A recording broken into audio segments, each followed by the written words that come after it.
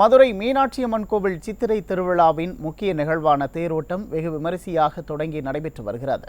இதில் பல்லாயிரக்கணக்கான பக்தர்கள் கலந்து கொண்டு தேரை வடம் பிடித்து இழுத்து வருகின்றனர். பிரசித்தி பெற்ற மதுரை மீனாட்சி அம்மன் கோவிலின் சித்திரை திருவிழா 12ஆம் தேதி கொடியேற்றத்துடன் தொடங்கியது.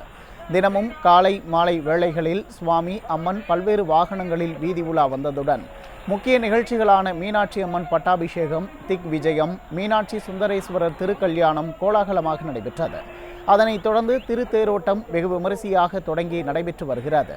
திருத்தேரோட்டத்தை முன்னிட்டு மீனாட்சி அம்மனும் சுந்தரேஸ்வரர் பிரியாவிடை சமேதரராக கோவிலில் இருந்து அலங்கரிக்கப்பட்ட பல்லக்கில் பக்தர்களுக்கு அருள் பாலித்தனர். சுவாமி அம்மனின் திருத்தேரானது தெற்கு மாசி வீதி, மேலமாசி வீதி, வடக்கு மாசி வீதிகளில் வலம் வந்து மதியம் 12 மணிக்குள் கீழமாசி வீதியில் உள்ள தேரடியை வந்தடையும்.